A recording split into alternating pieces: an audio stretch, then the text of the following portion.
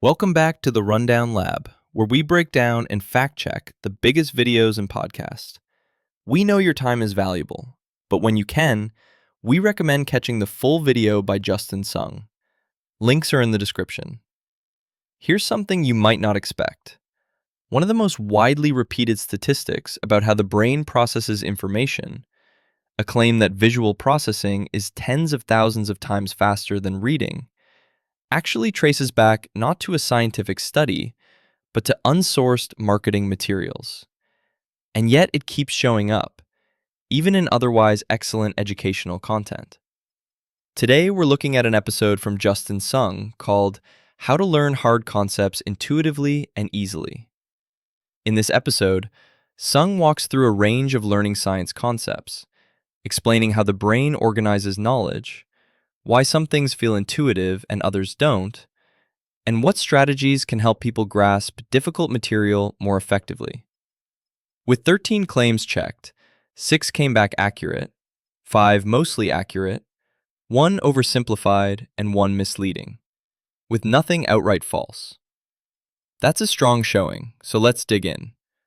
Let's start with what this episode gets right, and there's genuinely a lot here. Sung's explanation of chunking is textbook. He describes how grouping information together reduces the load on working memory, and that aligns perfectly with George Miller's foundational 1956 research on working memory capacity. His description of schemas as organized patterns of thought and knowledge structures is also spot on, matching how cognitive psychologists have defined the concept for decades. He correctly introduces Piaget's assimilation and accommodation as core mechanisms by which we integrate new information into existing knowledge, or modify our knowledge when something doesn't fit. His discussion of negative transfer, when prior knowledge incorrectly maps onto a new situation, is a well-established concept in learning science, and he explains it clearly. Sung's point about math education is also well supported. Research from figures like John Starr at Harvard confirms that traditional emphasis on procedural drilling often comes at the expense of conceptual understanding. And his claim that visualizing abstract math concepts through geometry and shapes can help them click is backed by dual coding theory and the concrete representational abstract instructional framework. Finally, his illustration of cognitive overload, where trying to recall what individual terms mean causes you to lose track of the bigger idea you were working through, is a genuinely clear and accurate depiction of how limited working memory capacity creates bottlenecks during learning. Now, where things get more complicated. A few of Sung's claims, while not wrong, deserve some additional context. His definition of intuition as something fitting a pattern we're used to captures a real and important dimension. Research on expert decision-making, especially Gary Klein's recognition prime decision model, emphasizes pattern recognition as central to intuitive judgment. But cognitive scientists would note that intuition also involves emotional processing, somatic markers, and implicit knowledge that isn't easily reduced to conscious pattern matching. Similarly, his claim that things feel less intuitive as they get more complex because we have fewer applicable patterns is a reasonable extension of schema theory, but it's not the whole picture. Complexity doesn't automatically reduce intuitive understanding. Experts can find highly complex topics intuitive because they've built extensive domain-specific schemas. The key variable isn't complexity alone. It's the match between your existing knowledge and the demands of the material. His characterization of jargon as labels given to concepts so important they needed a name is a nice framing, but it's a bit idealized.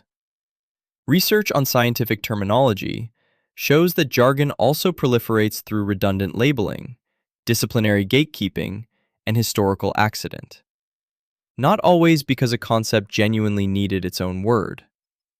And his example of children learning about gravity from throwing spaghetti at age 2 is charming and broadly correct. But research by Spelke, Bélargin, and others has shown that infants demonstrate expectations about gravity and object behavior as early as a few months old, well before the spaghetti throwing stage. Now, the oversimplified claim. Sung describes element interactivity as basically a fancy way of saying there's too much going on. While that captures the general spirit, it misses the technical precision of the concept.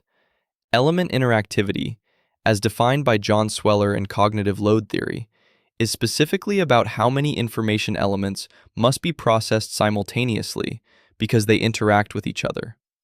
A task can involve many elements, but still have low element interactivity if those elements can be learned independently.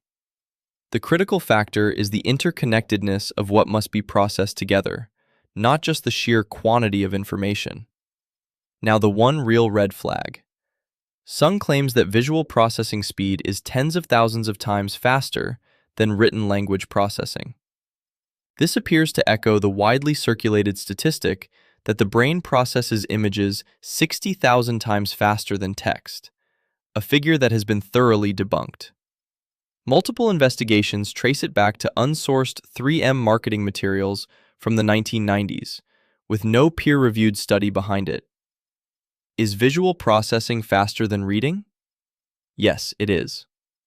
MIT research shows image recognition can occur in as little as 13 milliseconds, while word recognition typically takes 100 to 200 milliseconds. That's roughly a 10 to 15 times difference, not tens of thousands. The real ratio is impressive on its own, and doesn't need to be inflated by a factor of 1,000. So here's the bottom line. This is a genuinely well-informed presentation of learning science. Sung demonstrates a strong working knowledge of cognitive psychology and educational theory, and the vast majority of his claims are either accurate or reasonable simplifications for a general audience.